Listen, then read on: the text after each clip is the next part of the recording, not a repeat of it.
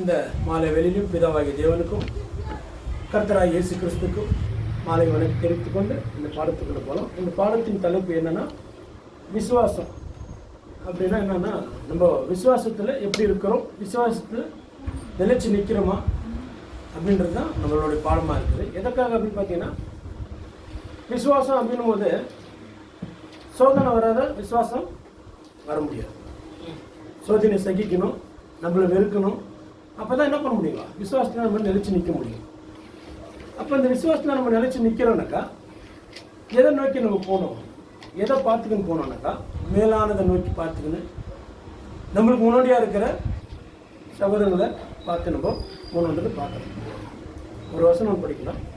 யாக்கோபு 1 அதிகாரம் 21, 22. யாக்கோபு 1, 21, 22. ஆகையால் நீங்கள் எல்லாவித அழுக்கையும் கொடிய துர்க்குணத்தையும் உடைத்துவிட்டு உங்கள் உள்ளத்தில் நாட்டப்பட்டதாயும் உங்கள் ஆத்துமாக்களை ரட்சிக்க வல்லமை உள்ளதாயும் இருக்கிற வசனத்தை சாந்தமாய் ஏற்றுக்கொள்ளுங்கள். அல்லாமலும் நீங்கள் உங்களை வஞ்சியாதபடிக்கு திருவசனத்தை கேட்கிறவர்களாய் மாத்திரமல்ல, அதன்படி செய்கிறவர்களாயும் இருங்கள். என்ன சொல்றாருனாக்கா, திருவசனத்தை கேட்கறது மாத்திரம் இல்லை நம்மளுடைய வேலை, அதன்படி செய்யணும். அதன்படி செய்யணும்னாக்கா நம்மளுக்குள்ள இருக்கிற அழுக்களை என்ன பண்ணணும், நம்ம எடுத்து போடணும், அதை நம்மளை சுத்தப்படுத்தணும். அப்படின்னா ஃபர்ஸ்ட் டைம் படிங்க. ஆகையால் நீங்கள் எல்லாவித அழுக்கையும் கொடிய துர்க்குணத்தையும் சொல்றாரு.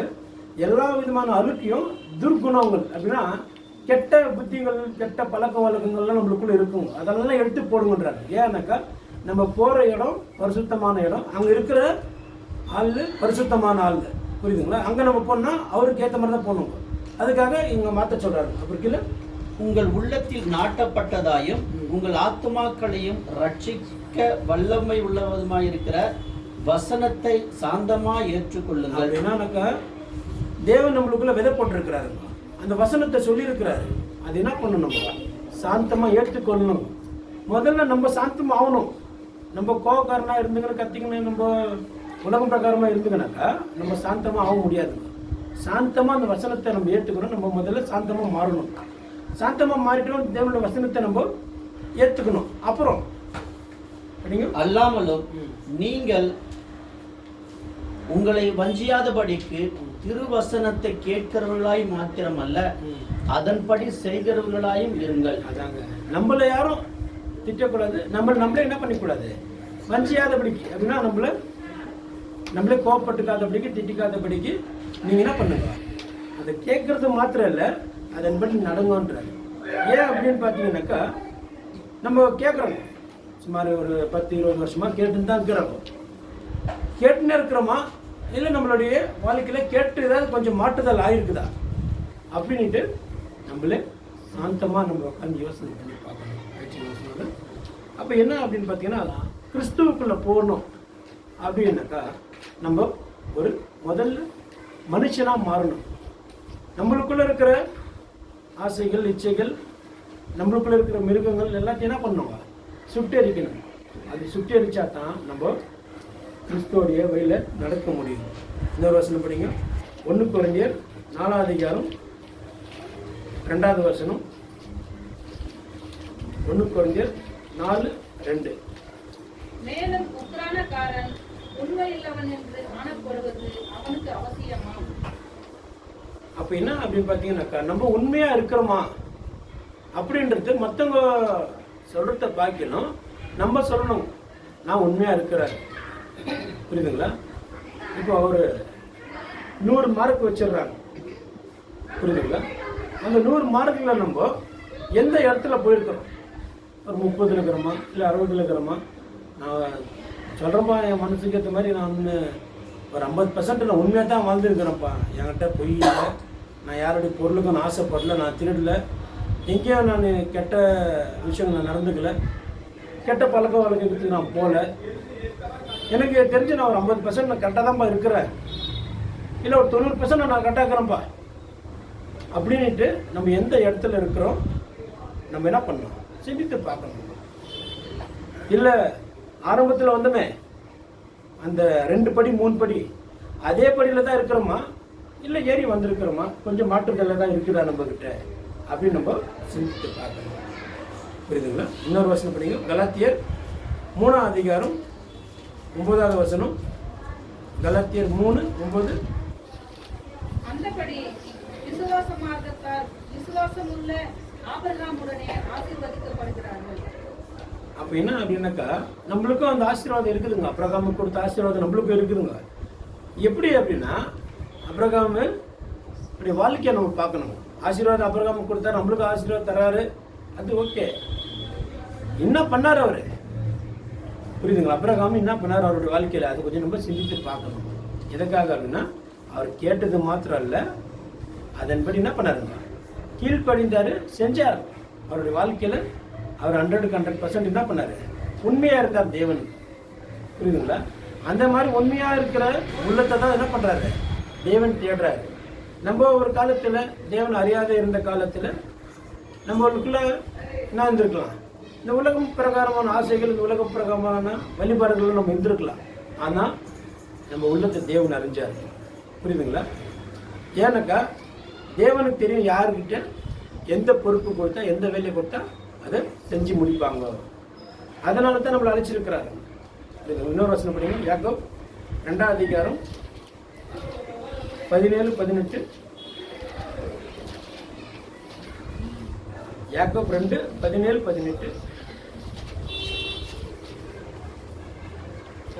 அப்படியே விசுவாசம் கிரியைகள் இல்லாதிருந்தால் தன்னிலே தானே செத்ததாய் இருக்கும். ஒருவன் உனக்கு விசுவாசம் உண்டு, எனக்கு கிரியைகள் உண்டு, கிரியைகள் இல்லாமல் உன் விசுவாசத்தை எனக்கு காண்பி, நான் என் விசுவாசத்தை என் கிரியைகளினாலே உனக்கு காண்பிப்பேன் என்பானே. இங்க என்ன சொல்றாங்கக்கா, விசுவாசிக்கிறோம். நம்ம இயேசு கிறிஸ்து இருக்கிறாருன்னு விசுவாசிக்கிறோம். இயேசு கிறிஸ்து நம்மளுக்காக மரிச்சாருன்னு விசுவாசிக்கிறோம். இயேசு கிறிஸ்து 1000 வருஷத்துல நம்ம அரசால போறாரு விசுவாசிக்கிறோம். புரியுதுங்களா? நம்மளுக்குள்ள இருக்கிற கிரியை எப்படி இருக்குது? விசுவாசிக்கிறது எல்லாரும் விசுவாசிக்கிறாங்க. இந்த உலகத்துல எல்லா மக்களும் விசுவாசிக்கிறாங்க. இயேசு மரிச்சாரு, ஆமா மரிச்சாரு. இயேசு 3ஆம் நாள் உயிர்த்தெழுந்தாரு. எல்லா மக்களும் விசுவாசிக்கிறாங்க. நம்ம அவங்களுக்கும் இருக்கிற வித்தியாசம் என்ன அப்படின்றத நம்ம பார்க்கணும். கிரியை வேணும். அப்ப கிரியை இல்லாத விசுவாசம் செத்ததா இருக்குது, பிரயோஜனம் இல்லை. அப்ப நம்ம என்ன பண்ணணும்னாக்கா, முதல்ல தேவன் இருக்கிறாருன்னு விசுவாசிச்சோம், தேவனுடைய மகனை நம்ம நேசிச்சோம். இப்போ கிரியில காட்டணும் அப்படின்னாக்கா எப்படி காட்ட முடியும்?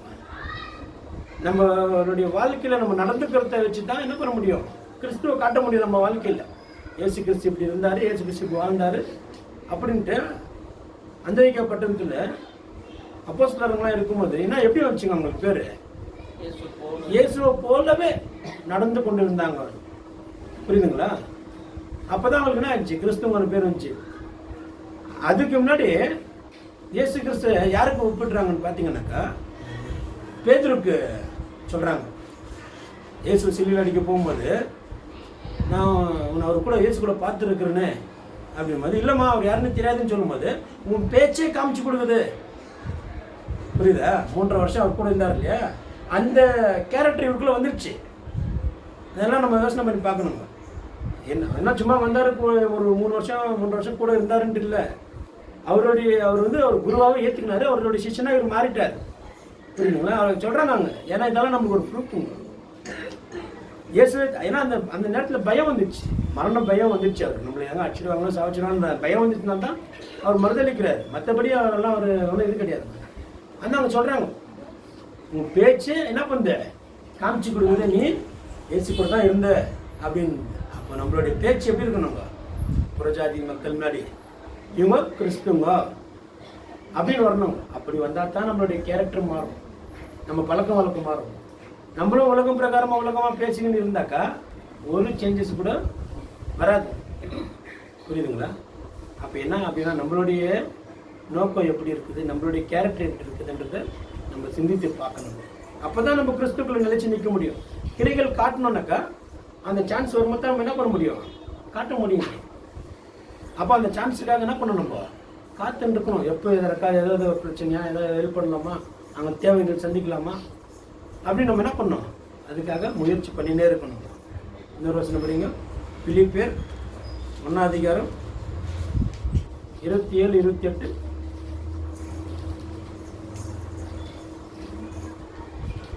நான் வந்து உங்களை கண்டாலும் நான் வராமல் இருந்தாலும் நீங்கள் ஒரே ஆவியிலே உறுதியாய் நின்று ஒரே ஆத்துமாவிலே சுவிசேஷத்தின் விசுவாசத்திற்காக கூட போராடி எதிர்க்கிறவர்களால் ஒன்றிலும் மருளாதிருக்கிறீர்கள் என்று உங்களை குறித்து நான் கேள்விப்படும்படி எவ்விதத்திலும் நீங்கள் கிறிஸ்துவின் சுவிசேஷத்திற்கு பாத்திரராக மாத்திரம் நடந்து கொள்ளுங்கள்.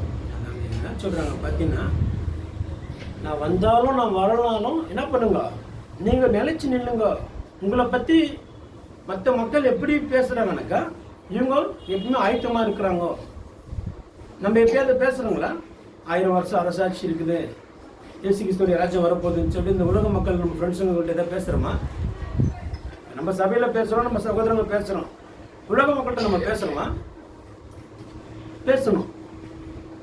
ஆனால் அவங்களுக்கு எப்படி இருக்கும்னாக்கா பைத்தியமாக இருக்கும். புரியுதுங்களா? சில டைமில் அந்த கேப் கிடைக்கும்போது சில வார்த்தைங்க சொல்லிடணும். நான் வேலை செய்யும்போது சொல்லிடுவேன். எல்லாம் கொஞ்ச நாள் தான்ப்பா இயேசு கிறிஸ்துவோட 2 வரைக்கும் வந்துச்சுனாக்கா கடன் தொல்லை இல்லை, வட்டி கட்ட தேவையில்லை, அங்கங்கே கடன் வாங்க தேவையில்லை. இயேசு சாமியோட வருகை வந்துச்சுன்னா போதும்பா நம்மளுக்கு அப்படின்னு லைட்டாக சொல்லுவோம். அப்போ அவங்களுக்கு குழப்பமாயிடும். ஏன்னா இது இயேசு சாமி வருகை வந்து எப்போ வருது? அப்போ உலகம் அழிய போகுதுப்பா, இன்னும் கொஞ்சம் தான் வருஷம், அது எத்தனை வருஷம் சொல்ல முடியாது கேரண்டி. உலகம் அழிய போகுது, இயேசு சாமியோட வருகை வரப்போகுது. எல்லாரும் மனம் திருந்துவாங்க. நான் இப்போ நான் திருந்துட்டேன், அவர் வந்த பிறகு எல்லாரும் திருந்துவாங்க, நான் அதுக்குள்ளே நான் திருந்திட்டேன்ப்பா அப்படின்னு. அப்போ என்ன அப்படின்னா, அந்த டைம் கிடைக்கும் போது வேற கதைகளை பேசுறத பார்க்கலாம், சும்மா 2 வார்த்தை சொல்லி வைக்கணும் அவங்கள்ட்ட. புரியுதுங்களா? 14 வசனத்தை,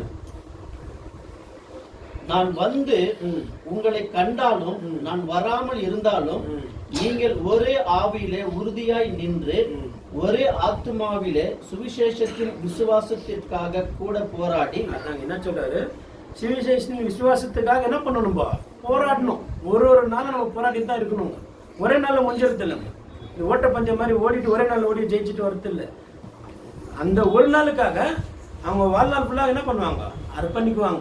அவங்க உடலை உருக்குவாங்க, எக்ஸசைஸ் பண்ணுவாங்க, எந்த சாப்பாடு சாப்பிடணும் எதோ சாப்பிடக்கூடாதுன்னு சொல்லிட்டு எல்லாம் முடிவு பண்ணுவாங்க. அதெல்லாம் ரெடி பண்ணி ப்ராக்டிஸ் பண்ணினே இருப்பாங்க. அப்போ தான் அவருக்கு ஜெயிக்க முடியும். புரியுதுங்களா? அதை தான் நம்ம ப்ராக்டிஸ் பண்ணுகிறோம். அப்புறம் எதிர்க்கிறவர்களாய் ஒன்றிலும் மருளாதிருக்கிறீர்கள் என்று உங்களை குறித்து நான் கேள்விப்படும்படி எவ்விதத்திலும் நீங்கள் கிறிஸ்துவின் சுவிசேஷத்திற்கு மாத்திரம் நடந்து கொள்ளுங்கள். கிறிஸ்துவோடைய சுவிசேஷத்துக்கு பாத்திரனா இருக்கணும். நம்ம அப்படி நடந்து கொள்ளுங்கள் அப்படின்னு சொன்னாக்கா என்ன அர்த்தம்னாக்கா, நம்மளை பற்றி யாராவது மற்ற மக்கள்கிட்ட கேட்கும்போது நம்ம யாருன்றது அங்கே தெரியணும். புரியுதுங்களா? என்னை பற்றி என் கூட வேலை செய்கிறவர் சொல்கிறாரு, அவர் 9 மணிக்கு இங்கே வர சொல்லியிருந்தேன்.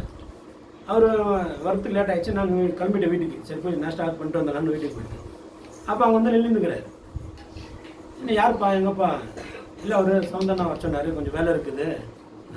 எங்கே ஆளை காணோம், ஃபோன் 2 ஃபோனும் இல்லை, ஃபோன் பண்ணாங்க. அப்போ அங்கே ஏரியாவில் இருக்கிறவங்க என்னை பற்றி சொல்லியிருக்கிற வார்த்தைகள் என்னென்னாக்கா, அவரா வந்துடுவார், இருங்க எங்கே வெளியே போயிருப்பார், வந்துடுவார், நல்ல மனுஷன். புரியுதுங்களா? அவரை விட்டுட்டு அதுக்கப்புறம் இன்னொரு டைமில் இன்னொருத்திட்ட கேட்டுக்கிறாரு, அவர் சவுந்தரனா வீடுங்க, அவரை பார்க்கணும். அவர் மேலே தான் இருப்பார், நீ போங்க, இல்லை வருவார், உங்களுக்கு வரேன்னு சொன்னீங்கன்னா வருவார். அப்போ என்ன அப்படின்னாக்கா, நம்மளை பற்றி நம்மளுக்கு தெரியாதுங்க. நம்மளை பற்றி உலக மக்கள் நல்லா அறிஞ்சிருக்கிறாங்க, நல்லா தெரிஞ்சுட்டு இருக்கிறாங்க. நம்மளுடைய மதிப்பு மரியாதை எப்படி இருக்குது, எப்படி வந்தது அப்படின்னாக்கா, கிறிஸ்துக்குள்ளே போன பிறகு தான் இந்த பேரெல்லாம் வருதுங்க. அதுக்கு முன்னாடி அந்த பேர் இல்லைங்க. யார் அவனா அப்படின்ற பேரெல்லாம் போயிடுச்சுங்க. அதெல்லாம் கடந்து வந்துட்டாங்க. அவன் பெரிய பக்கா கில்லாடி அவன் சொல்லுவாங்க. அதெல்லாம் கடந்து வந்திருக்கிறோம். யாரால? கிறிஸ்துக்குள்ளே நம்ம வந்ததுனால, கிறிஸ்துவை போல நம்ம மாறிக்கொண்டிருக்கிறதுனால, கிறிஸ்துவை நம்ம தெரிஞ்சு கொண்டு, கிறிஸ்துவை நம்ம அறிஞ்சு அவர் வழியில் நம்ம நடக்கும்போது நம்மளை என்ன பண்ணுறாரு? ஒரு புது மனுஷனாக மாற்றிடுறாரு. இதில் படிங்கன்னா, நீங்கள் மருளாதிருக்கிறது அவர்கள் கெட்டு போகிறதற்கும் நீங்கள் ரட்சிக்கப்படுகிறதற்கும் அத்தாட்சியாக இருக்கிறது. இதுவும் தேவனுடைய செயலே. இன்னைக்கு நம்மளுக்குள்ள அந்த விஷயங்களை வச்சுன்னா நம்ம ரட்சிக்கப்படுறோம். நம்ம கற்றுக்கொண்ட ரட்சிப்பை மற்றவங்களுக்கு நம்ம என்ன பண்ணுறோம்? சொன்னாக்கா அவங்களும் கெட்டு போகாத அவங்கள காப்பாற்றணும். அதுக்காக தான் தேவன் நம்மளை அழைச்சிருக்கிறார். புரியுதுங்களா? இதெல்லாம் வந்து நம்மளுடைய பெருமையா? இது நம்மளுடைய பெருமை இல்லை, இது நம்மளுக்கு கொடுத்துருக்கிற கடமை. புரியுதுங்களா? கடமைக்கும் பெருமைக்கும் ஒரு வித்தியாசம் இல்லை. ஒரு வசனம் படிச்சுட்டு அவர் பார்க்கலாம். 1 கொரிந்தியர் 9ஆம் அதிகாரம் 16வது வசனம்.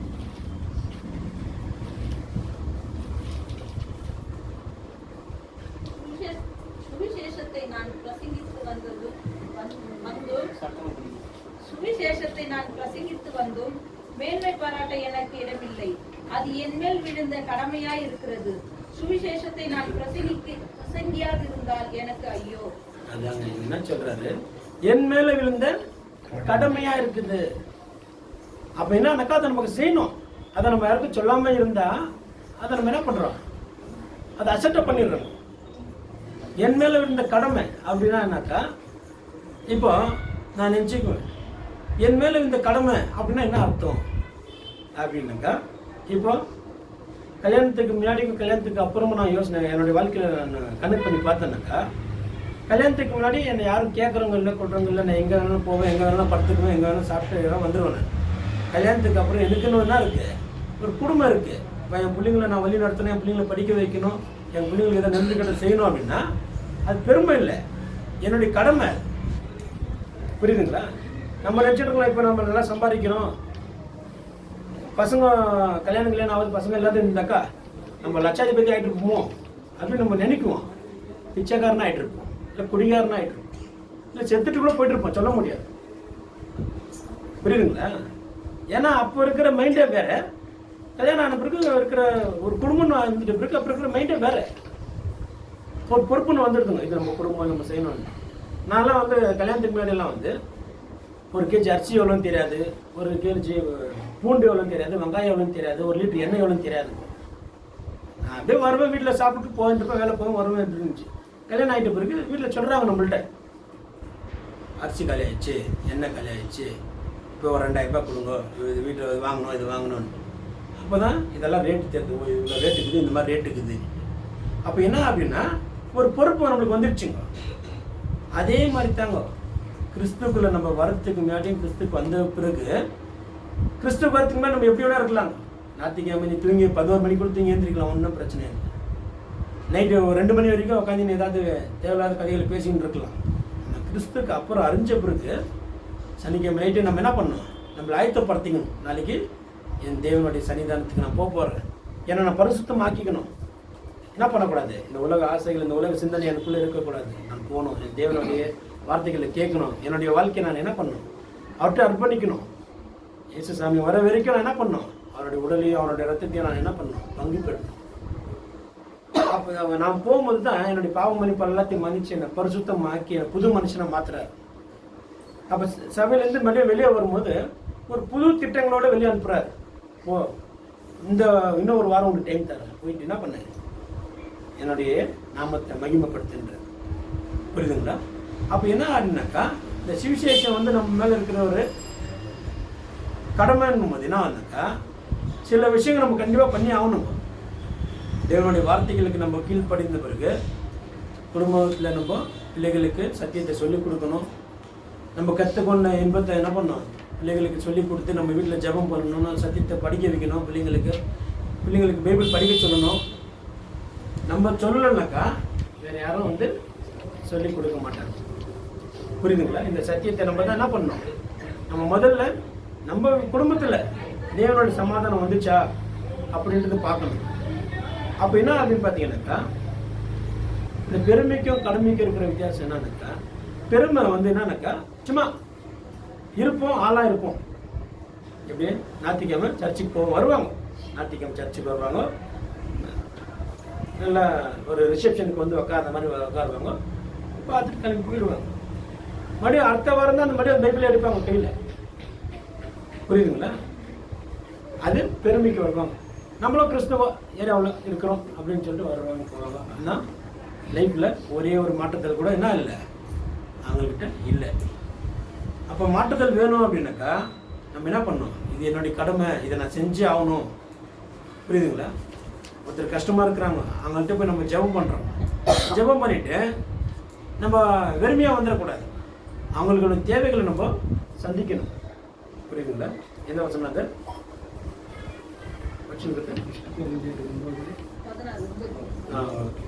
பிலிப்பியர் விடுங்க.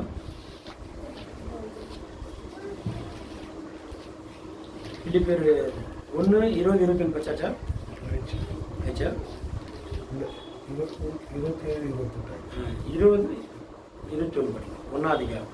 நான் ஒன்றிலும் வெட்கப்பட்டு போகாமல் எப்பொழுதும் போல இப்பொழுதும் மிகுந்த தைரியத்தோட ஜீவனாகிலும் சாவினாலாகிலும் கிறிஸ்து என் சரீரத்தினாலே மகிமைப்படுவார் என்று எனக்கு உண்டாயிருக்கிற வாஞ்சைக்கும் நம்பிக்கைக்கும் தக்கதாய் அப்படி முடியும். கிறிஸ்து எனக்கு ஜீவன், சாவு எனக்கு ஆதாயம். என்ன சொல்றாரு பார்த்தீங்கன்னாக்கா, நம்மளால முடிஞ்ச வரைக்கும் இந்த சரீரத்தில் என்ன பண்ணணும்? நம்ம தேவனை மகிமைப்படுத்தணும். மகிமைக்குரிய காரியங்கள் நம்ம செய்யணும். அப்படின்னா நான் ஒன்றிலும் வெட்கப்பட்டு போகாமல் எப்பொழுதும் போல இப்பொழுதும் மிகுந்த தைரியத்தோட ஜீவனாகிலும் சாவினாலாகிலும் கிறிஸ்து என் சரீரத்தினாலே மகிமைப்படுவார் என்று எனக்கு உண்டாயிருக்கிற வாஞ்சைக்கும் நம்பிக்கைக்கும் தக்கதாய் அப்படி முடியும். அதாங்க என்ன சொல்றாருனாக்கா, எப்போதும் என்ன பண்ணோம்? இந்த சரீரத்துல நம்ம தேவனை துதிக்கணும். இந்த சரீரத்து மூலியமா தேவனுடைய நாம மகிமை அடையும்படிக்கு நம்ம இந்த சரீரத்தை என்ன பண்ணணும்? நம்ம பயன்படுத்தணும். உலக காரியத்துக்கோ இந்த உலக விஷயத்துக்கோ இந்த சரீரத்தை நம்ம பயன்படுத்தினாக்கா அது புரோஜனம் இல்லைங்க. தேவனுக்காக மகிமைப்படுத்தணும். அப்போ நம்மளுக்கு துக்கம் வரும், வெக்கம் வரும், கஷ்டம் வரும். நம்மளுக்காக இல்லைங்க, தேவனுக்காக நம்ம என்ன மாதிரி வெக்கம் வந்தாலும் நம்ம அதை சகிச்சு கொண்டு அவரை நம்ம மகிமைப்படுத்தணும். தேவனுடைய நாம மகிமைப்படும் போது நம்மளுக்கு என்ன வந்தாலும் நம்மளுக்கு என்ன இல்லைங்க, ஒன்றும் பிரச்சனை இல்லைங்க. அப்புறம் தான் நெக்ஸ்ட் சொல்றாருங்க, அப்படிங்க, கிறிஸ்து எனக்கு ஜீவன், சாவு எனக்கு ஆதாயம். அதுதாங்க. நான் செத்தாலும் பரவாயில்லன்றாரு. இந்த சரீரம் செத்துட்டாலும் பரவாயில்ல, கிறிஸ்து எனக்கு ஜீவன் அப்படின்னா அவர் எனக்குள்ள இருக்கிறாரு. செத்தாலும் ஒரு நாள் என்ன பண்ண போறேன்? நான் வீட்டிலேருந்து வர போறேன் அப்படின்ற ஒரு விஷயத்துக்கு அவர் வந்துட்டாரு. எல்லா அப்போஸ்தலரை பார்க்கலாம், பவுல் அவருடைய வாழ்க்கையில ஒரு விஷயம் என்னக்கா, இந்த உலகத்தை ஃபுல்லா என்ன பண்ணிட்டாருங்க, வெறுத்துட்டாரு. இதெல்லாம் வெறுத்தாரு, இந்த சரீரத்தை கூட வெறுத்துட்டாருங்க. எனக்கு ரெண்டுல எது நடந்தாலும் சந்தோஷம் இருந்தா நான் என்ன பண்ணுவேன்? சிவசேஷத்தை சொல்லுவேன். இல்லையா நான் கர்த்தருக்குள்ள நித்திரை அடைஞ்சேன். அதை தான் சொல்றாரு. கிறிஸ்து எனக்கு ஜீவன், ஜீவன் கொடுத்துருக்கிறார். சாவு எனக்கு ஆதாயம் அப்படின்னா நான் செஞ்ச வேலையெல்லாம் முடிஞ்சிடுச்சு, சந்தோஷமா நான் சாவை ஏற்றுக்கிறேன். புரியுதுங்களா? அதே போலத்தான் நம்மளுடைய வாழ்க்கையில் இருக்கணும். கிறிஸ்து நம்மளுக்கு ஜீவன், சாவு நம்மளுக்கு ஆதாயம். நம்ம எதை ஆதாயப்படுத்தி கொண்டிருக்கிறோம் இப்போ இந்த உலகத்தில் அப்படின்னு நம்ம சிந்தித்து பார்க்கணும். இன்னொரு வசனம் படிங்க. 2 கொரிந்தியர் 5ஆம் அதிகாரம் 14வது வசனம்.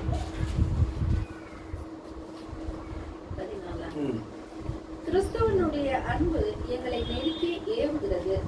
ஏனென்றால் எல்லாருக்காகவும் ஒருவரே மரித்திருக்க எல்லாரும் மரித்தார்கள் என்றும் பிழைத்திருக்கிறவர்கள் இனி தங்களுக்கென்று பிழைத்திராமல் தங்களுக்காக மரித்து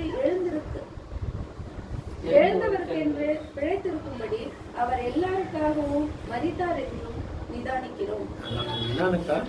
இயேசு கிறிஸ்து நம்மளுக்காக மரிச்சாரு. நம்ம இன்னைக்கு உயிர் வாழ்றோம்னாக்கா இயேசு கிறிஸ்துக்காக என்ன பண்ணோம்? நம்ம வாழணும்ன்றாரு. அதுல 1வது வசனம் படிங்க. பூமிக்குரிய கூடாரமாகிய நம்முடைய வீடு அழிந்து போனாலும் தேவனால் கட்டப்பட்ட கைவேலை அல்லாத நித்திய வீடு பரலோகத்தில் நமக்கு உண்டென்று அறிந்திருக்கிறோம். அது என்ன, எந்த வீடை சொல்றாருன்னு தெரியுதுங்களா? நம்ம சரீரத்தை தான் சொல்றாரு. பூமிக்குரிய கூடாரம், இந்த பூமியில இருக்கிறோம் நம்ம. இது அழிஞ்சு போனாலும் என்ன பண்ணாதீங்க, கவலைப்படாதீங்க. நம்மளுக்காக பரலோகத்தில் ஒன்று கட்டப்பட்டிருக்கு, நிச்சயமாக கட்டப்பட்டிருக்கு. அதில் போய் நம்ம நிலை கொண்டு இருக்க போகிறோம். அதுக்காக நம்ம என்ன பண்ணோம்? சந்தோஷப்படணும். ஆனால் பரலோகத்துக்குரிய சரீரம் எப்படி இருக்கும், பரலோகத்தில் நம்ம எப்படி இருக்கோம் நம்ம நினைச்சாக்கா நம்மளுக்குள்ள சந்தோஷம் வருங்க. ஆனால் இந்த பூமிக்குரிய கூடாரங்கள் என்ன ஆகுதுங்க, கால் மரத்துக்குது, கை நோவுது, இடுப்பு பிடிச்சிக்குது, அப்பப்போ நெஞ்சு நோவு, மூச்சு சளி, தலைநோவு, கை பாரம், புரியுதுங்களா? சுஸ்தாகுது, ஒரு மாறிக்குது, புரியுதுங்களா? இப்போ எல்லாம் எக்கச்சக்கமான பிரச்சனைங்க வந்துட்டுக்குது. பிபின்றாங்க, சுகருன்றாங்க, என்னென்னவோ சொல்கிறாங்க. அதெல்லாம் கேட்டாலும் பயமாயிடுதுங்க நம்மளுக்கு. அப்போ பரலோகத்துக்குரிய சரிகிற நம்மளுக்கு எப்படி தேவன் நம்மளை எப்படி வச்சிருப்பார், நம்ம எப்படி இருக்கும்? டாக்டர்கிட்ட போய் செக்அப் பண்ண வேண்டிய வேலை இல்லை, போய் மாத்திரை வாங்க வேண்டிய வேலை இல்லை. ஒரு எப்படி இருக்குங்க அந்த நாளுக்கு நினச்சாலே ரொம்ப சந்தோஷமாக இருக்குது. அந்த மாதிரி தான் இருந்தாருங்க ஆதாம் ஏவாள் காலத்தில். ஆதாம் ஏவாள் எங்கேயாவது போய் டாக்டர் ஊசி போட்டாரா?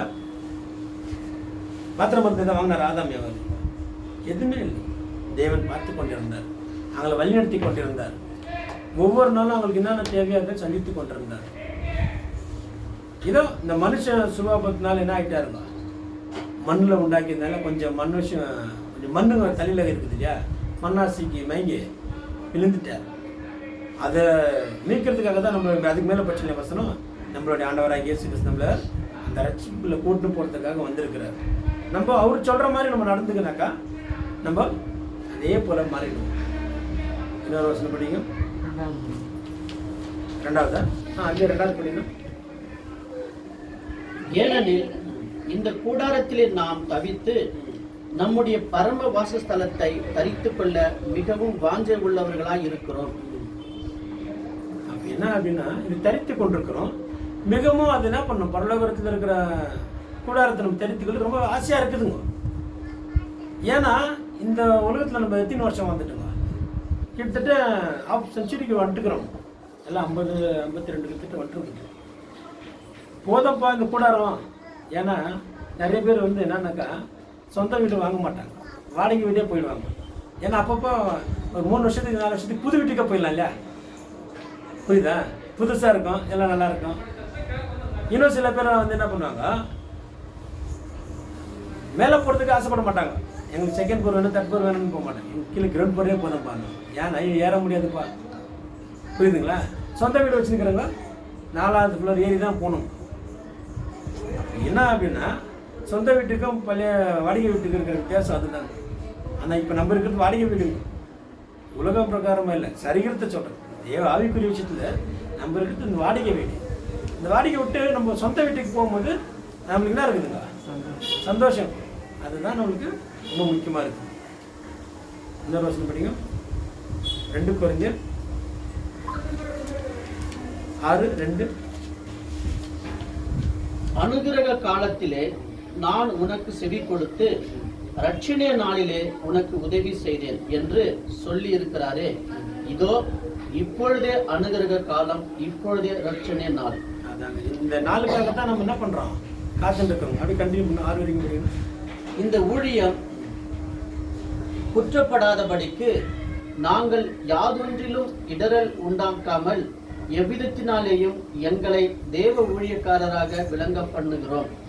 மிகுந்த பொறுமையிலும் உபத்திரவங்களிலும் நெருக்கங்களிலும் இடுக்கண்களிலும் அடிகளிலும் காவல்களிலும் கலகங்களிலும் பிரயாசங்களிலும் கண் விழிப்புகளிலும் உபவாசங்களிலும் கற்பிலும் அறிவிலும் நீடிய சாந்தத்திலும் தயவிலும் பரிசுத்த ஆவியிலும் மாயமற்ற அன்பிலும். அப்படின்னா அப்படின்னு பார்த்தீங்கன்னாக்கா ஒரு விஷயத்துல என்ன பண்ணாங்க, ரொம்ப கவனமாக இருந்தாங்க. நம்மளுடைய முன்னோடியாக இருந்த அப்போஸ்தலருங்க ஒரு விஷயத்துல என்ன பண்ணாங்க, கருப்புலையும் பொறுமையிலையும் உபத்திரத்திலையும் நெருக்குங்க. அப்படின்னாக்கா ஒரு விஷயமா என்ன பண்ணாங்க, ரொம்ப உஷாராக போயிருந்தாங்க. அன்னைக்கு அந்த காலகட்டத்தில் என்ன இல்லைங்க, இந்த மாதிரி ஃப்ரீடமெல்லாம் இல்லைங்க. எங்கே போனாலும் அடித்தான். இயேசு கிறிஸ்து பற்றி பேசினா அடித்தான், ரத்தம் வரும், வண்டியை அடிப்பாங்க, கல்லெத்து அடிப்பாங்க. நம்மளுக்கு சின்ன இந்த ஒரு என்னது ஜல்லிக்கல்லெத்து அடித்தாலே நம்மளுக்கு தாங்கிறதுக்கு அவருக்கு. அங்கெல்லாம் இவ்வளோ பெரிய கல்லு தான், மோட்டா ஜல்லிக்கல்லு தான் அடிப்பாங்க. ஒரு அடி அடித்தா பாதி உள்ளே போயிடும், மண்டியை உடஞ்சிடும். அது மூஞ்சில் விதா கண்ணில் விதா எங்கே விதுன்னு தெரியாது. அந்த மாதிரி அடியெல்லாம் அந்த மாதிரியெல்லாம் அடியெல்லாம் வாங்கி நம்மளுக்கு என்ன பண்ணிருக்கிறாங்க, ரத்த சாட்சியாக மறித்து நம்மளுக்கு முன்னோடியாக இருக்கிறாங்க. நம்மளுக்கு ரத்த சாட்சியாக மறிக்க வேண்டிய வேலை இல்லைங்க. நம்ம உண்மையாக வாழ்ந்துட்டு போனாலே போதும். நம்ம வாழ்கிற நாட்களில் ஆயிடுச்சு. இன்னொரு 6ஆம் அதிகாரம் 4வது வசனம் படிங்க. மிகுந்த பொறுமையிலும் உபத்திரவங்களிலும் நெருக்கங்களிலும் இடுக்கண்களிலும். நம்மளுடைய வாழ்க்கை எப்படி இருக்கணும்னாக்கா மிகுந்த பொறுமையாக இருக்கணும்.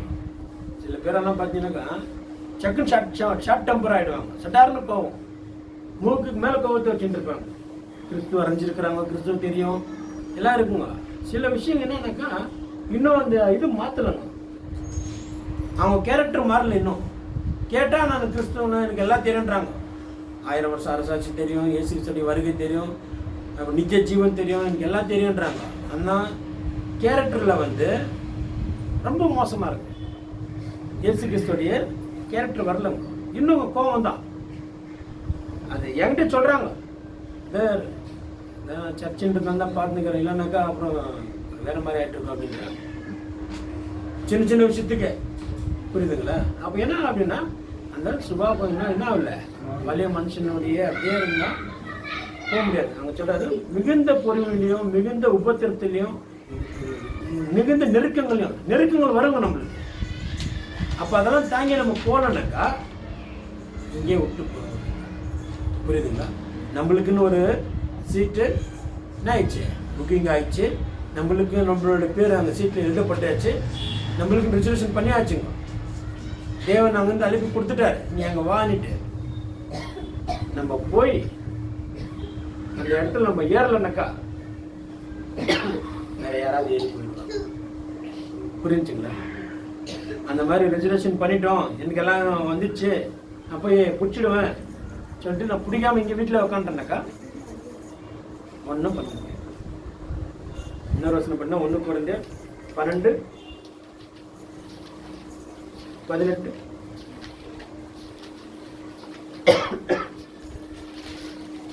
தேவன் தமது சித்தத்தின்படி அவயங்கள் ஒவ்வொன்றையும் சரீரத்திலே வைத்தார்.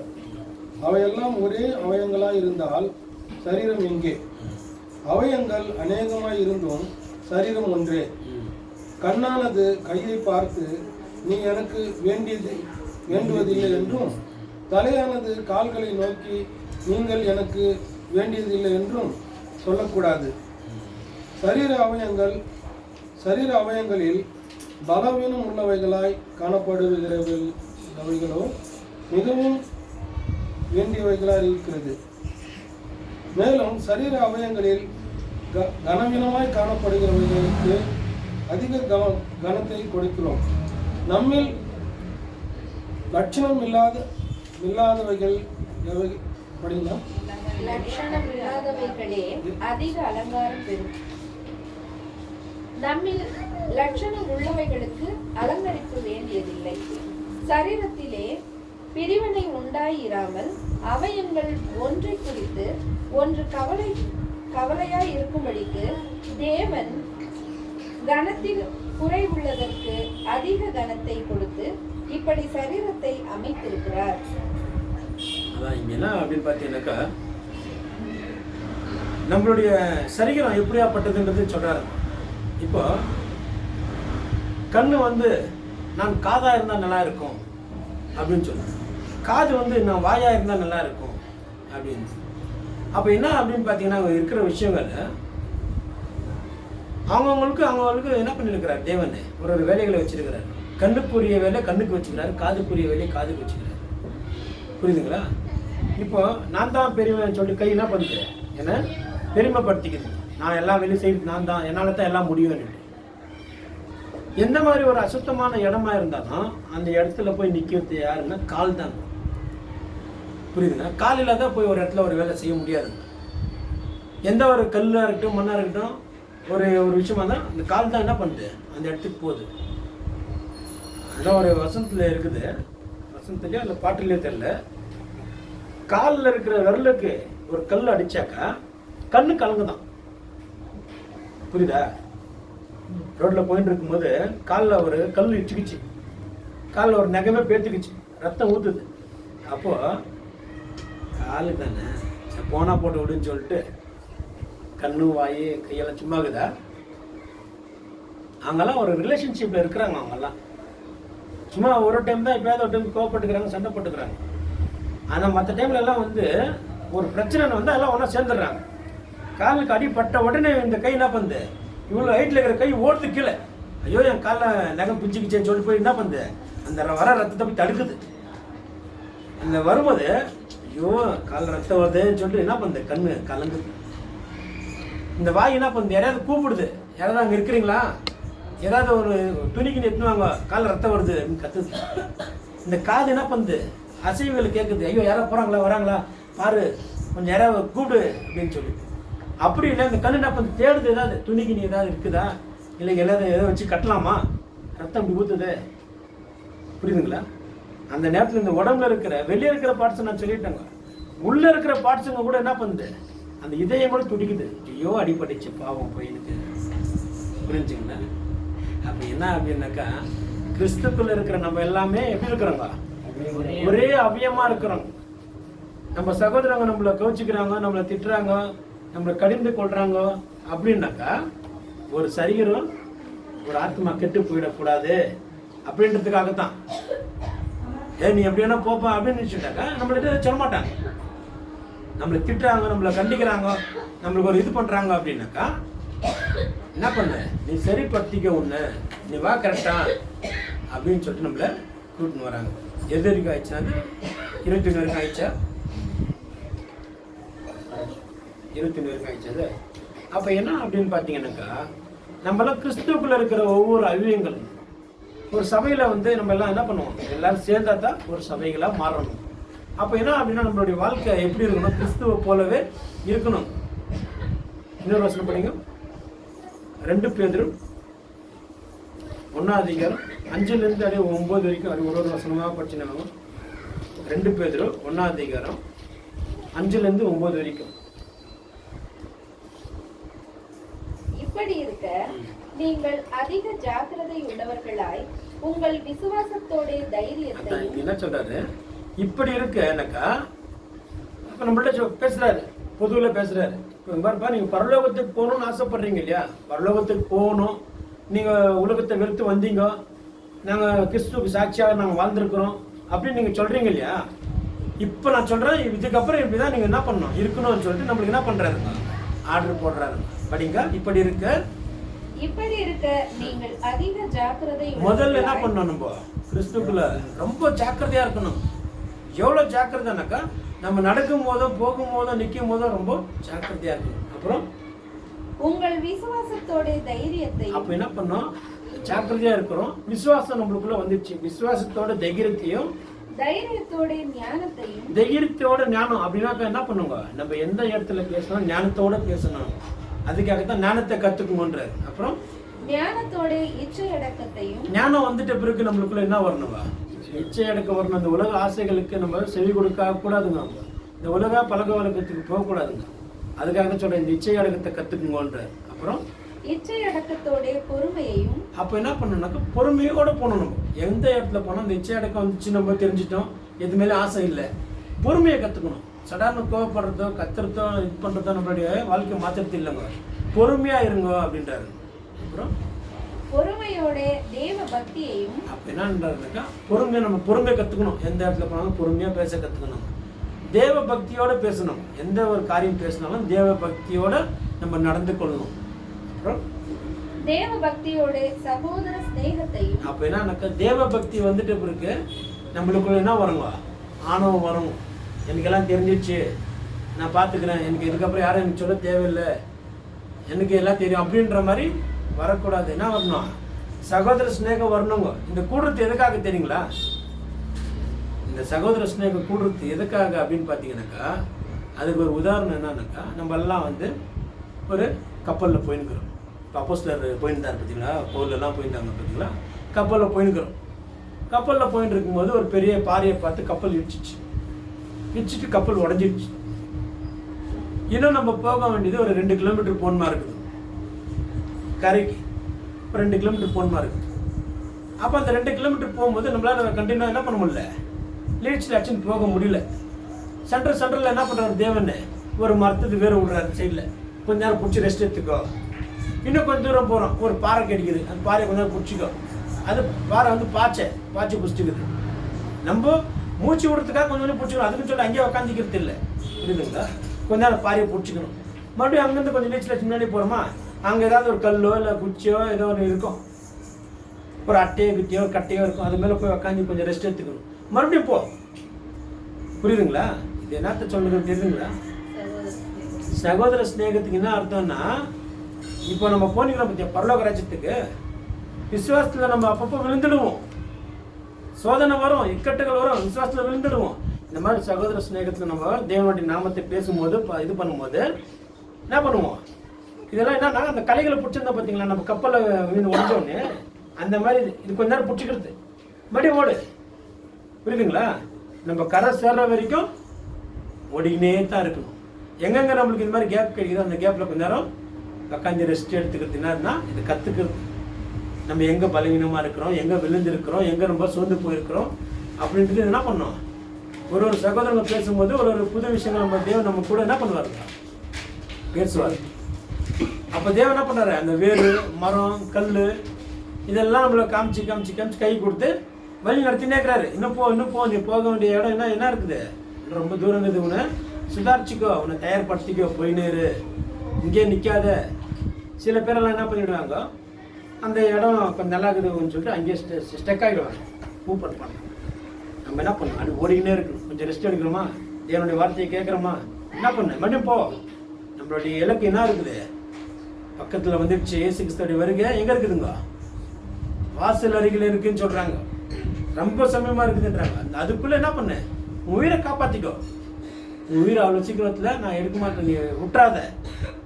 அப்போ என்ன எனக்கு விசுவாசத்தில் நிலைச்சி கொண்டு நம்ம சகோதர ஸ்நேகத்து வரும்போது என்ன பண்ணுறோம், ஒருத்தருக்கு ஒருத்தர் நம்ம என்ன பண்ணுறோம், புத்தி சொல்கிறோம், ஒருத்தருக்கு ஒருத்தர் விசாரிக்கிறோம், எப்படி இருக்கிறீங்க, ஏதா இருக்கிறீங்க, நம்மளுடைய ஆவிக்குரிய விஷயம் எப்படி இருக்குது, எப்படி வளர்ந்துன்னு இருக்குது. புரியுதுங்களா? அதுக்காக தான் தேவன் நம்மளை அழைச்சிருக்கிறார். கீழே படிங்க. சகோதர சிநேகத்தோட அன்பையும் கூட்டி வழங்குங்கள். சகோதர ஸ்நேகம் வந்தாலே அந்த அன்பு வந்துருங்க. புரியுதுங்களா? நம்மளாம் சொந்தக்காரங்களா அனுப்போ, எங்கள் அத்தை பையனா நீங்க, இல்லை எங்கள் பெரியம்மா பையனா, எங்கள் சித்தியம்மா பையனா, எங்கள் மாமா பையனா, சொந்தக்காரன் அனுப்போ. எப்படி நம்மளாம் ஒன்றா சேர்ந்தாங்க, அவருடைய நாமத்தினால மட்டும்தாங்க நம்மளாம் ஒன்றா சேர்ந்தோம். புரியுதுங்களா? இயேசு கிறிஸ்துவோட நாமத்தினால மட்டும்தான் நம்ம எல்லாம் ஒன்றா சேர்ந்தோம். அவருடைய ரத்தத்தினால தான் நம்ம என்ன பண்ணோம், கருவப்பட்டிருக்கிறோம். அதுக்காகத்தான் நம்மளெல்லாம் ஒரே சதிக்கிறோன்னு சொல்றாரு. ஒரே அவியம் தான் நம்ம எல்லாமே. நம்மளுக்கு இயேசு கிறிஸ்து தலையா இருக்கிறாரு, நம்ம அவருடைய அவியங்களா இருக்கிறோம். ஒவ்வொரு அவியம் எப்படி இருக்கணும்னாக்கா, அவருடைய வார்த்தைகளுக்கு செவி கொடுத்து அவர் சொல்ற மாதிரி நடந்து போயினா இருந்தாக்கா, இயேசு கிறிஸ்து 2ஆம் வரைக்கும் வரும்போது எல்லாரும் நம்ம என்ன பண்ணுவோம், அங்கே முகமாக பார்க்குவோம். அதுக்காகத்தான் இந்த அன்பை கூட்டி வழங்குங்கன்றார். அன்பு அதான் சொல்றாங்க, இந்த கொரிந்தியர்ல போடுவீங்க, அன்பு தற்பறிவு நாடாது, சினம் கொள்ளாது, பொறாமை கொள்ளாது, சினம் அடியாது, கோபம் கொள்ளாது, அன்புக்கு பொறாமை இல்லை, இதெல்லாம் பார்க்குறோம் இல்லையா?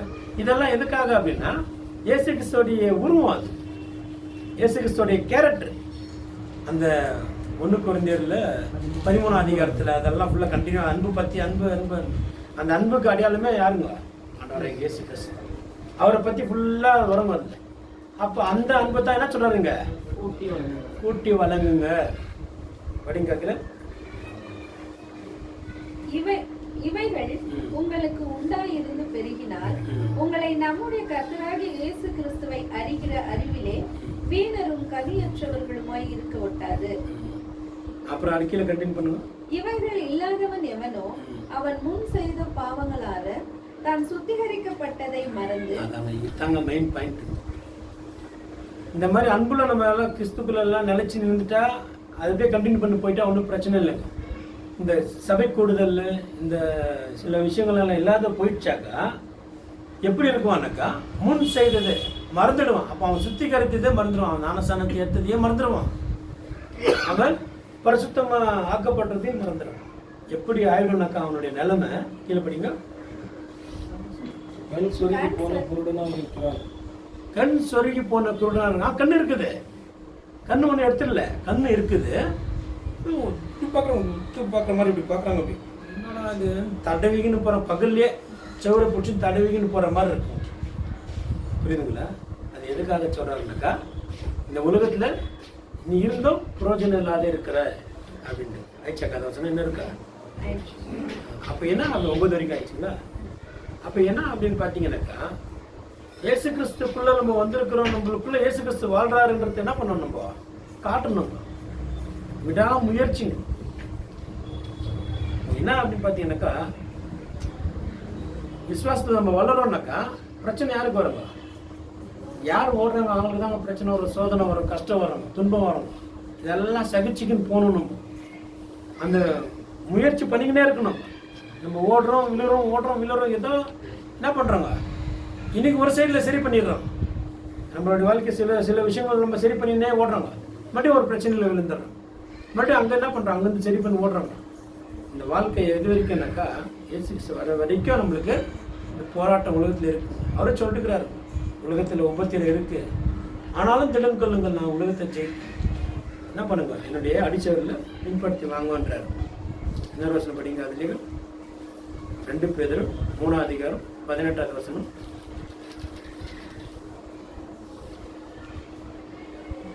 நம்முடைய கர்த்தரும் இரட்சகருமாகிய இயேசு கிறிஸ்துவின் கிருபையிலும் அவரை அறிகிற அறிவிலும் வளருங்கள். அவருக்கு இப்பொழுதும் என்றென்றைக்கும் மகிமை உண்டாவதாக. ஆமென். அவரு அறிகிற அறிவில் என்ன பண்ணணும்பா, வளரணும். அப்போ அவருக்கு என்ன பிடிக்கும், அவருக்கு நம்ம எப்படி இருந்தால் பிடிக்கும்ன்றதை நம்ம சிந்தித்து பார்த்து அதுபடி நம்ம வளர்த்து கொண்டு போயிருந்தாக்கா நம்மளுடைய வாழ்க்கை மாறினே இருக்கும். இந்த வசனம் படிங்க, அப்போஸ்தலர் 17ஆம் அதிகாரம் 11ஆவது வசனம்.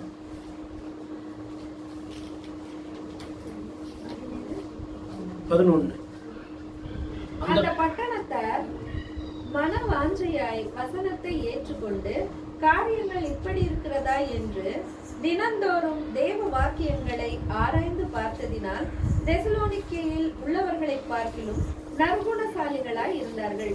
அதுதாங்க, இதனால தேவனுடைய வார்த்தைகளையும் வசனத்தையும் நம்ம கேட்டு படிச்சுக்கின்னு அதன்படி நம்ம ஆராய்ச்சி பண்ணினே இருந்தாக்கா நம்ம வாழ்க்கை என்ன ஆகிடுங்க, கம்ப்ளீட்டாக மாறிடும். நம்மளுக்கு தெரியாது எப்படி மாறுது, என்ன நடக்குது நமக்கு தெரியாதுங்க. ஆனால் ஒரு நாள் தேவன் என்ன பண்ணிடுவாருங்க, நம்மளை வெளிச்சமாக்கிடுவார். இன்னொரு வசனம் படிங்க, 2 தீமோத்தேயு 2ஆம் அதிகாரம் 15ஆவது வசனம்.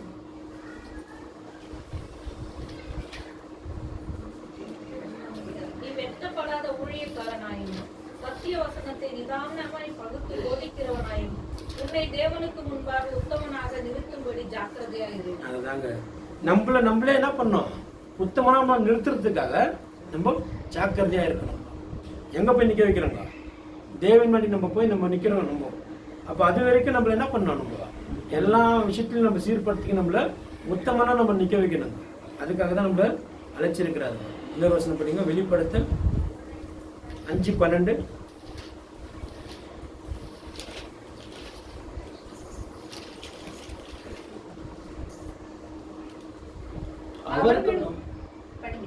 அவர்களும் மாம்சத்தம் மகா சத்தமிட்டு அடிக்கப்பட்ட ஆட்டுக்குட்டியானவர் வல்லமையையும் ஐசுவரியத்தையும் ஞானத்தையும் பலத்தையும் கனத்தையும் மகிமையையும் ஸ்தோத்திரத்தையும் பெற்றுக்கொள்ள பாத்திரராயிருக்கிறார் என்று சொன்னார்கள். அதுதாங்க, என்ன அப்படின்னு பார்த்தீங்கன்னாக்கா இன்னைக்கு நம்ம எதுக்கு பாத்திரமா இருக்கிறோம், இயேசு கிறிஸ்துவோடைய வார்த்தைகளை கேட்டு அதன்படி நம்ம நடக்கிறதுக்கு பாத்திரமா இருக்கிறோமா, இல்லை அதை அசிட்ட பண்ணி இந்த உலகம் பிரகாரமாக போகிறதுக்கான பாத்திரமா இருக்கிறோமா? நம்மள ஒரு பாத்திரமா ஒரு தேவன் தெரிந்து கொண்டிருக்கிறாரு. அப்போ என்ன அப்படின்னா இயேசு கிறிஸ்து அவர் சொல்றாரு, இந்த பாத்திரத்தை நீங்கள் பெற முடியுமா, புரியுதுங்களா?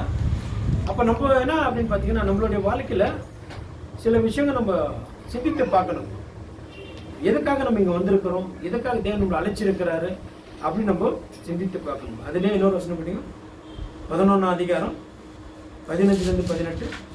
வெளிப்படுத்தல் 11ஆம் அதிகாரம் 15-18 படிங்க. 7ஆம் தூதன் எக்காலம் ஊதினான். 11ஆம் அதிகாரம் 15-18 வரைக்கும்.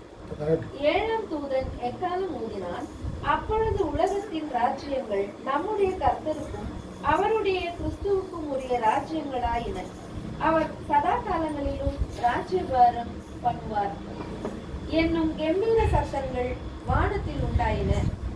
அப்பொழுதும் தேவனுக்கு முன்பாக தங்கள் சிங்காசனங்கள் மேல் உட்கார்ந்திருந்த 24 மூப்பர்களும் முகம் குப்புற விழுந்து, இருக்கிறவரும் இருந்தவரும் வருகிறவரும் ஆகிய சர்வ வல்லமையுள்ள கர்த்தராகிய தேவனே, உம்மை ஸ்தோத்தரிக்கிறோம். தேவனில் உமது மகா வல்லமையை கொண்டு ராஜ்யபாரம் பண்ணுகிறீர். ஜாதிகள் கோபித்தார்கள், அப்பொழுது உம்முடைய கோபம் மூண்டது. மரித்தோர் நியாய தீர்ப்பு அடைகிறதற்கும் தீர்க்கதரிசிகளாகிய உம்முடைய ஊழியக்காரருக்கும் பரிசுத்தவான்களுக்கு உமது நாமத்தின் மேல் பயபக்தியாய் இருந்த சிறியோர் பெரியோருக்கும் பலனளிக்கிறதற்கும் பூமியை கெடுக்கிறதற்கும் காலம் வந்தது என்று சொல்லி தேவனை தொழுது கொண்டார்கள். அப்பொழுது பரலோகத்தில் தேவனுடைய ஆலயம் திறக்கப்பட்டது. அவருடைய ஆலயத்திலே அவருடைய உடன்படிக்கையின் பெட்டி காணப்பட்டது. அப்பொழுது மின்னல்களும் சத்தங்களும் இடி முழக்கங்களும் பூமி அதிர்ச்சியும் பெரும் கல்மழையும் உண்டாயின. என்ன அப்படின்னு பார்த்தீங்கன்னாக்கா, இயேசு கிறிஸ்துவோடைய வருகை வந்த பிறகு எப்படி ராஜ்யம் நடக்கும், எல்லா மக்களும் எப்படி இருப்பாங்க அப்படின்றத நம்ம பார்க்குறோம். இதெல்லாம் வந்து என்னன்னாக்கா, இந்த வசனத்தை உலகம் மக்கள் படித்தாங்கனாக்கா அவங்களுக்கு என்ன ஆகாதுங்க, புரியாது. ஏன்னா அது என்ன கதைன்னு தெரியாது. இது சத்தியம் அறிஞ்சு சத்தியத்துக்குள்ளே இருக்கிற மக்களுக்கு மட்டும்தான் இந்த விஷயம்லாம் நடக்க போகுது, ஏன்னா எப்படி இருக்கும் அப்படின்றது புரியுங்க. இன்னைக்கு நம்மளுக்கும் அதே மாதிரி தாங்க. அப்போ இன்னொரு வசனம் பார்த்தீங்கன்னா சங்கீதம் இங்கே சொல்கிறாரு பாருங்க, சங்கீதம் 27:4 வசனம்.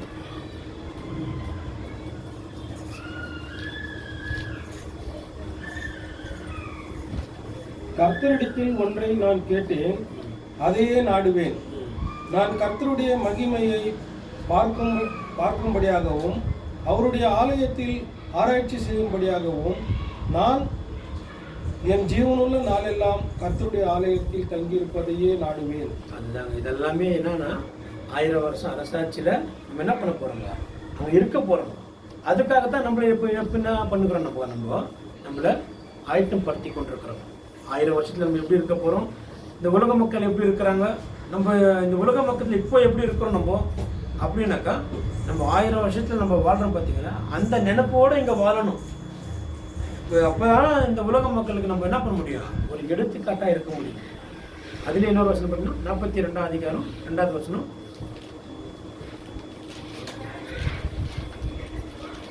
என் ஆத்மாவே தேவன் மேல் ஜீவனுள்ள தேவன் மேலேயே தாகமாயிருக்கிறது. நான் எப்பொழுது தேவனுடைய சந்ததியில் வந்து நிற்பேன். அப்படி என்ன அப்படின்னா, இது ஒரு தாகமாக இருக்குதுனாக்கா அது மேலேயே ஒரு ஆசை, அந்த ஏக்கமாக இருக்குது நம்மளுக்கு அப்படின்னு சொல்கிறாங்க. அப்போ என்ன அப்படின்னாக்கா, தேவனுடைய நாமத்தை நம்ம மகிமைப்படுத்தணும், தேவனுடைய மகனாக நம்ம மாறணும், தேவனுடைய இடத்துல நம்ம இருக்கணும் அப்படின்ற ஆசை நம்மளுக்குள்ளே வரணும். அந்த ஆசை வந்தால் தான் அந்த ஒரு இப்போ பார்த்தீங்கன்னா ஒரு கல்யாணத்துக்கு ஒரு நிச்சயதார்த்தம் பண்ணிட்டு வராங்க இல்லையா, அந்த பொண்ணு வந்து என்ன பண்ணுவாங்க, எப்போ நம்மளுக்கு கல்யாணம் நடக்கும், எப்போ நம்மளுக்கு கல்யாணம் நடக்கும் அப்படின்ற அந்த நினைப்பிலேயே இருப்பாங்க. அந்த மாதிரி நீங்கள் என்ன பண்ணுங்க, வாஞ்சியாக இருங்க, தாகத்தோடு இருங்கன்றாரு. அப்படி இருந்தால் தான், அந்த ஏக்கத்தோடு இருந்தால் தான் அதை நம்ம என்ன பண்ண முடியும், பெற்றுக்கொள்ள முடியும். கடைசியாக ஒரு வசனம் பண்ணால் ஏசாயா 24:15-16.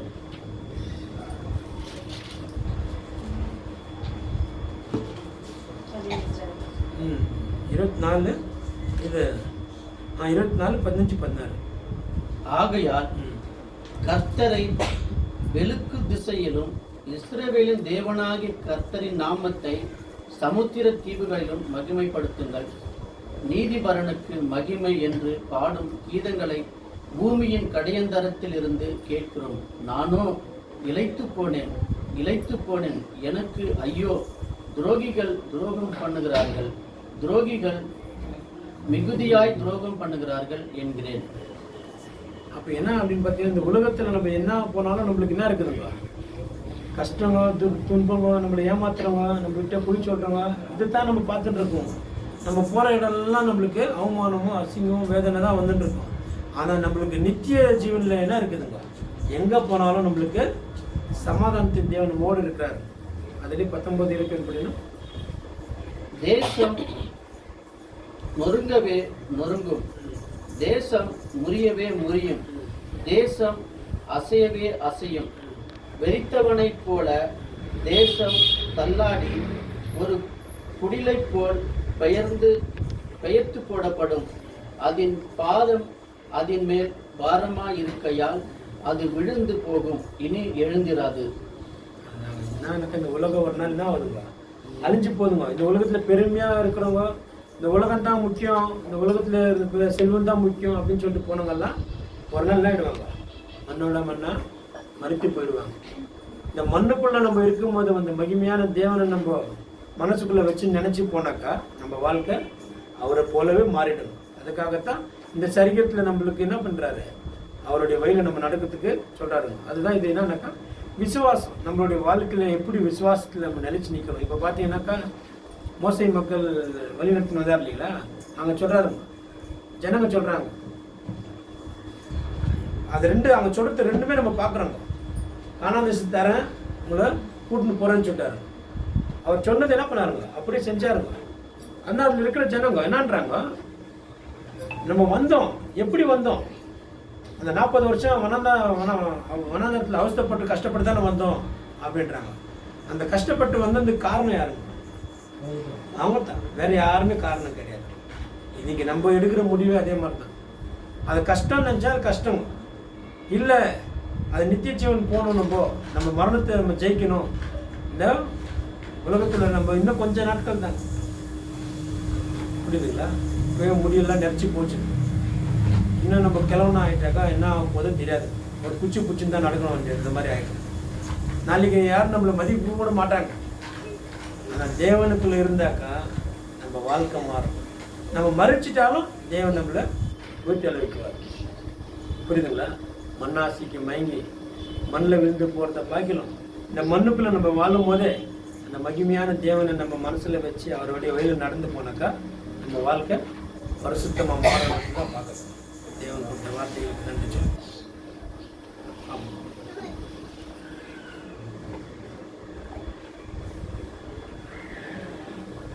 கிறிஸ்துவுக்குள்ள எப்படி தேவனை பற்றி நம்ம தெரிஞ்சிடும். பார்க்காத கண்டு விசுவாசிகளும் காணாமல் விசுவாசிகளும் பேர் விட்டுருக்கல. அப்போ இயேசு நம்ம